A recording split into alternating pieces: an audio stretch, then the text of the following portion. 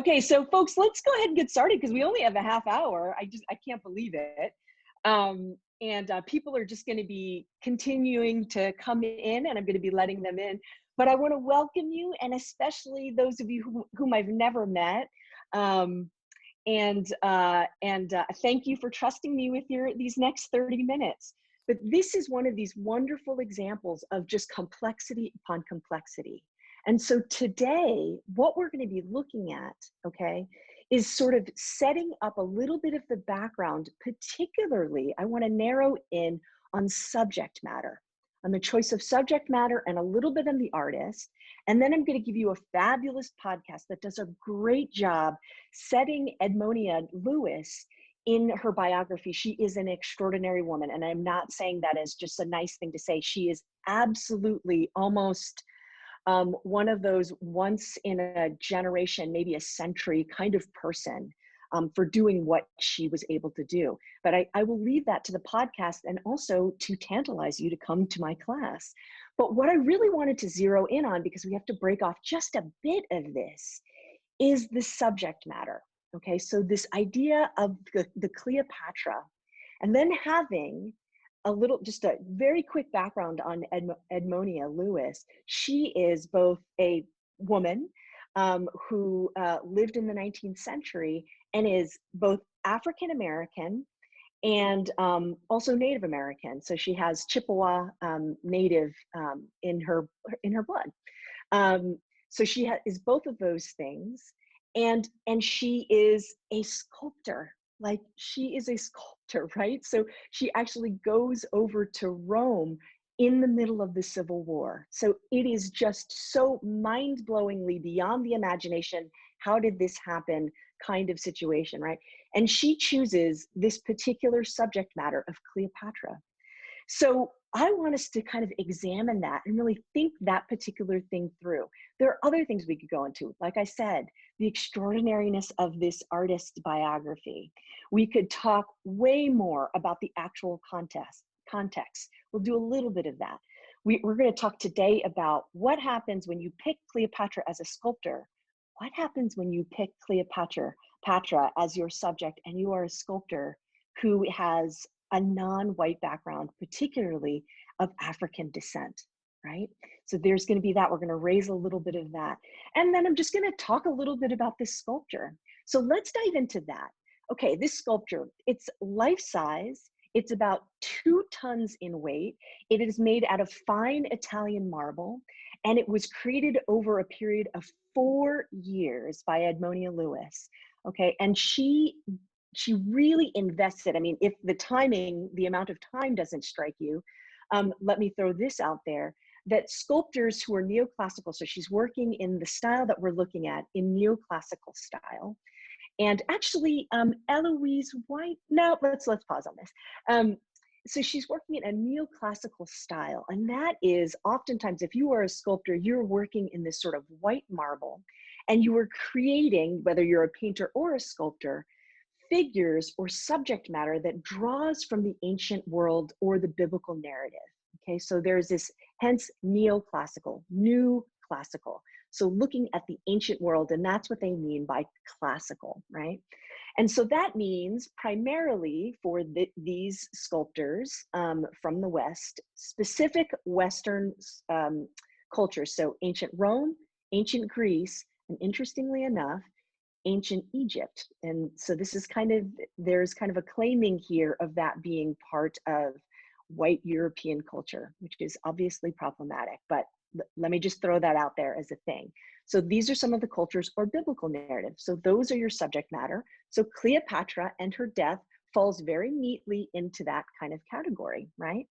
So that's one thing I kind of wanted to throw out there. But if you are, getting back to the sculptors, if you are a neoclassical sculptor, one of the things that you are going to do is you are going to create at least one sort of grand sculpture that is life-size, out of marble, and is sort of your calling card. It's the thing that is one of your masterworks. And you can't create a ton of these, right?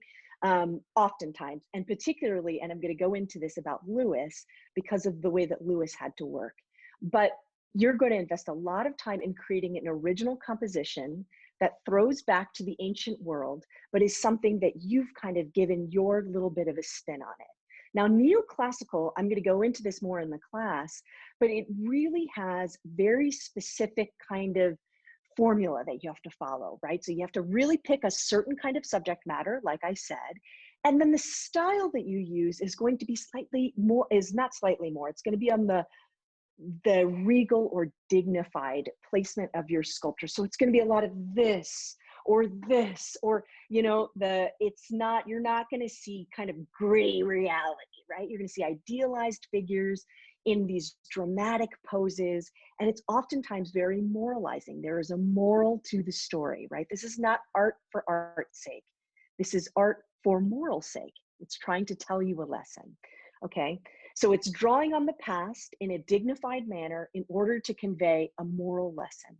Okay, so now getting back specifically to Lewis. She did this over 4 years, life-size, right? And what's incredible about Lewis in particular is that along with her other very kind of rare female compatriots who were in not only the man's world of the art world during her time period, but on top of that, so painting, any of those kinds of things were considered men's work. This is not something that women should be doing, especially if you're doing this as a pro. Even more so with sculpture, okay? Because it was so physically taxing that even, and this just absolutely blows me away. So, okay, we're all looking at this life-size sculpture, right? Even the men would outsource this to a workshop. And so this was one of the main reasons why you wanted to be in Rome. So I'm not even going to go into Ammonia's incredible background, where she goes from being an African-American woman in a country where most of the people with her background who looked like her in the South, particularly, obviously, well, not obviously, but in the South, were still enslaved, legally enslaved. This woman gets an education at Oberlin, and for a variety of reasons that I'm going to let the podcast go into, she is not allowed to register her for her final semester at Oberlin, kind of shakes the dust off her feet, goes straight to Boston. Within 1 year of apprenticing with a portrait sculptor there, she sets up shop. So she learns within 1 year to sculpt. And then within 2 years of being in Boston, with these abolitionists, this abolitionist society, and learning and apprenticing and setting up her own studio, she raises enough money to send herself on a grand tour of Europe, which is absolutely, if you're kind of going, wow, an African-American woman with native descent as well, going over and doing the grand tour that elite men did, and she was not a woman of great means, doing this thing, that seems unusual. Yes, it's unusual for a woman. It's unusual for a woman of her class. And she's going over there as an African-American woman.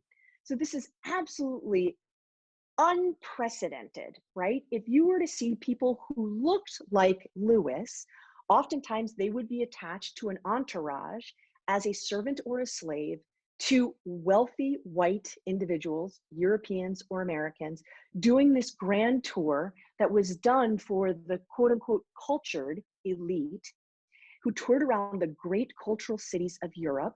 So it would be Paris, Rome, Florence, London. She does this herself and then decides that she's going to land in Rome. She lands in Rome, and I bring this all the way back to the choice that she probably was thinking, I want to be a sculptor. Sculptors are in Rome. The reason for that is there's a ton of sculptures to be able to copy. And there is this workshop system, which the men availed themselves to, but interestingly, the women, or almost tragically, were locked out of, because what happened was when the women did what the men did, which was, okay, so you laboriously work on this clay maquette, right? That you would create this particular Cleopatra, for instance, you'd work on her in clay, perfect her, right? And then you would convert that, or you'd get a workshop to convert your maquette, your clay maquette, into one particular plaster sculpture, right? And then from there, this workshop of these, men who were not the artists, but considered in some way in this, and again, this is sort of a classist or hierarchical thing, that they would then move your sort of maquette into plaster, and then plaster, they would move it into marble, right? And then what you would do as the grand artist is you would put the finishing touches. So what would you do? You'd work on the maquette, get that perfect. Everybody would work on the stuff in between, and then, you know, chunk it out of that marble, and you would do the final touches. Well, the women were not allowed or did not avail themselves to this, because when they did, they were accused, because they were women, of not actually doing it. That people actually thought to themselves, you're a woman, there's no way you could have actually done this. So it was probably the workshop that actually did all the work. So if you can believe it, all these white women who were pioneers in their own right in Rome, when they did that, they were accused of this. So they snatched it back and did every single step. And Lewis also did that as well. That lowered their amount of output, but these were the conditions in which they were working, including Lewis. So the object you're looking at, Lewis did it all 4 years. And when she ran out of money, she would go off and sell some things and continue to fund herself.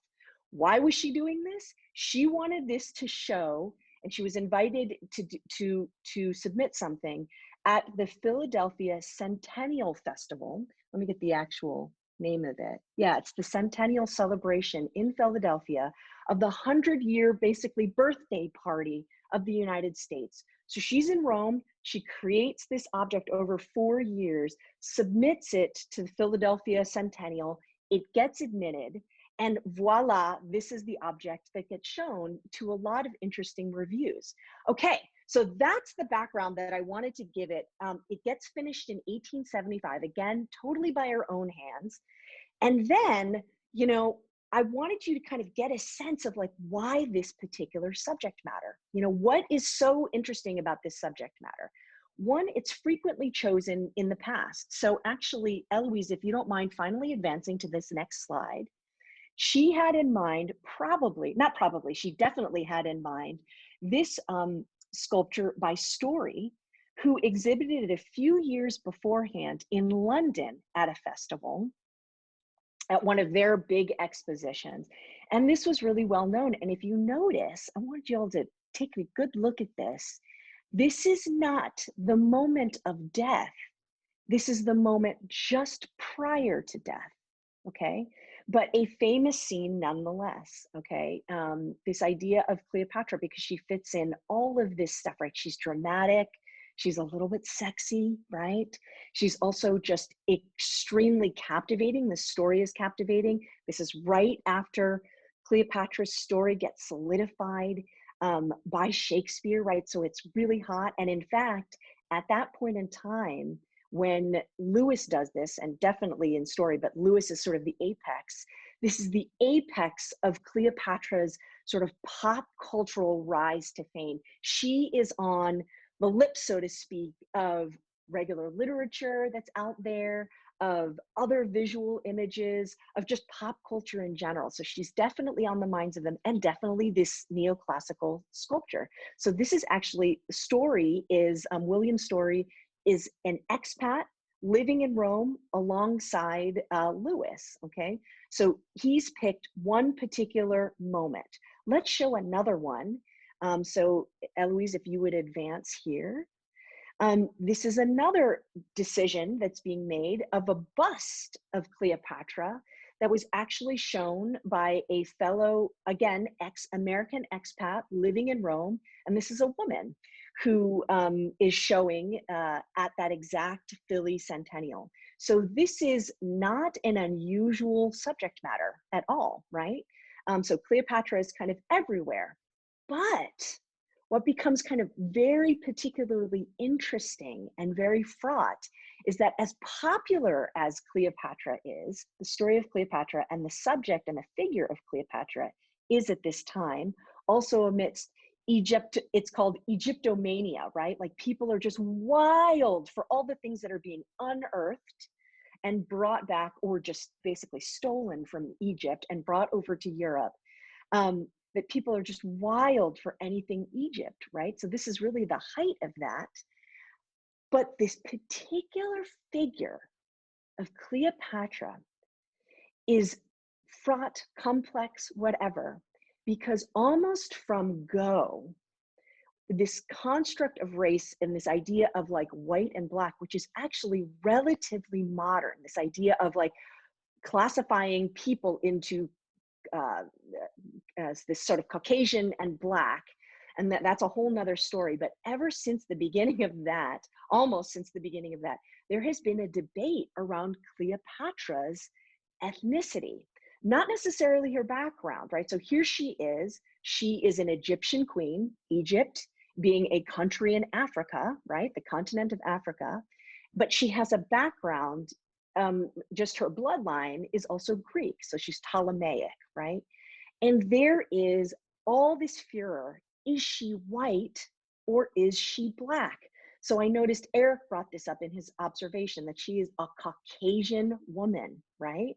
So there's this very interesting thing that in the 19th century, particularly, people are very interested. When you put out a Cleopatra sculpture, they're going to look immediately for your choice in what her race is going to be, right? What signifiers are you going to use to indicate what race she connects to? And even though this is very hard to kind of sort of see, and the scholars see it, the critics at the time see it, is that story on the left was, and this is what critics said, and actually let me go ahead and read this, that this is a scholar talking about story and comparing it to Lewis. Story, so this is a guy, William Clark, who in 1878 puts out this kind of statement or review, and he says, Story gave his Cleopatra Nubian features and achieved an artistic, if not a historical success by so doing. So do you notice this little dig here, right? So this critic is noticing, and it's commented by other critics, that her lips are fuller. There's a focus on oh, I'm sorry, let's see, yeah, on the left, their lips are fuller, and there's a noticing of her nose as well, right? And it's, boy, she really reads to me in a lot of ways as Caucasian, but they are so sensitized towards looking at this, and Story probably was interested in showing her as having African descent, a bit of African descent. And people are already noticing. If you look at Foley on the right, there is less of that, right? There's this kind of, so already people are queued up. What is that connected to? Okay, so you've got Egyptologists, these kind of armchair anthropologists who are fascinated and pushing this narrative that Cleopatra is a white woman, okay? And this is evidence falsely for bolstering all these false claims that, for instance, in Egypt, the ruling class was white and the servant class was black. Okay, so this is another myth, and so on. There's a whole bunch of them that I'm gonna share in the class. But one of the big things is it bolstered the rightness of slavery, of the enslavement of people of African descent in America or elsewhere, okay? So that's one side. Then you've got the other side in America that is fighting for Cleopatra showing her African descent, that she is African. And you can imagine why abolitionists who are against slavery are going to be fighting for this empowerment of the of Africa and folks of African descent. So there's this fraught thing. And with my last 2 minutes, I'm going to mention a couple other things. Also during the 19th century, there is this interesting almost fetishization of the seductive, quote unquote, femme fatale qualities of Cleopatra, and this desire to separate oneself as a good Victorian, it's called true womanhood, of a pious, sexually pure woman, right? Who they wanted to distinguish themselves from, right? So there was this desire to separate or create some distance from this kind of femme fatale type of Cleopatra. So here we have now this African-American woman with also native descent, Chippewa descent, who decides to step into the fray and make decisions here about the way in which she is going to portray her. And this is where, and Eloise, if you might advance the slide, thank you. We're going to skip past, so this is a picture of Lewis. We're going to skip past this because just time is short. And Eloise, if you would just one more, I wanted to show you all something. Lewis makes this really interesting decision. Oh, if we could go back and have that coin. She makes this interesting decision. She decides to do what any good neoclassical artist would do and go back to the sources. So she goes back and studies the coinage of portraits portraits that were cast during the time that Cleopatra was alive, and use those features to push to take the way that Cleopatra was depicted, thereby demonstrating her chops as a classical artist who is worth her salt, and in fact gets her chops. So let me finish reading this criticism that was written. So Miss Lewis, on the other hand, okay, so now he's comparing. This is that critic who's saying, all right, Story does it in this way, and now Lewis does this. Miss Lewis, on the other hand, has followed the coins, medals, and other authentic records in giving her Cleopatra an aquiline nose and a prominent chin of the Roman type, for the Egyptian queen appears to have had such features, rather than such would more positively suggest her Grecian descent. So basically, she in some ways sidesteps, bolsters her cred as a neoclassical artist. And also, and this is where art historians start to debate, and this is where I'll leave you and say that we're going to talk about this in the class, that the most interesting debates start to be if she is has more kind of Caucasian or Roman leaning features and does not have these sort of tags for demonstrably African descent. The question starts to become why? Because critics of her time, they are throwing, oh, she's white. That's what they would say.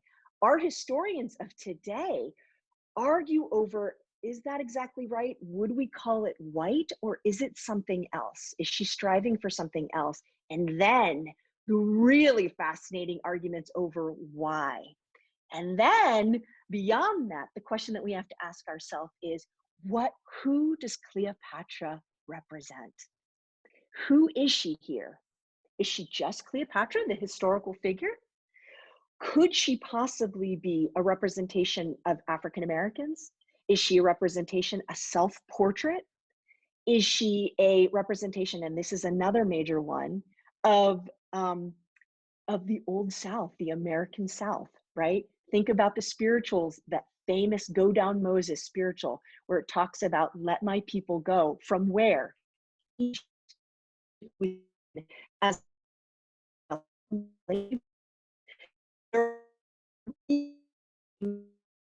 beautiful as our hard questions, but they're fascinating. I know so you're I end with badly. Am I okay? Just for, you were for a little bit. Let me try and. You're okay now. Okay, how am I now? Okay. Seems okay now.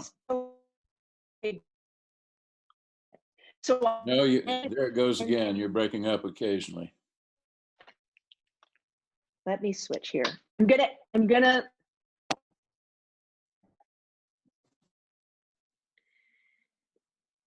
Here we go. Actually, Eloise, if we could now move to gallery view and just stopping share, just end share.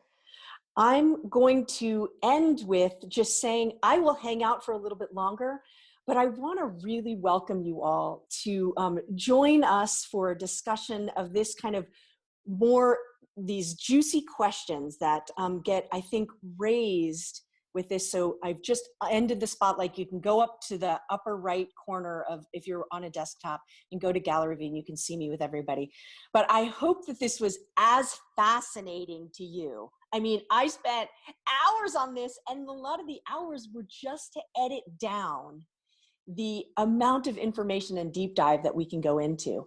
And so what I think I'm going to do is, because it's really difficult for me to do it over the phone, I will follow this up with an email, and I'll send you the address to this podcast that is really fantastic, and some more information. But I'll hang out here. I know I just want to stick to saying goodbye, and I tried to keep this to half an hour.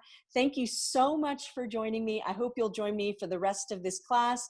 But if not, thanks so much for your time today. And I'll hang out for more questions if anybody has them.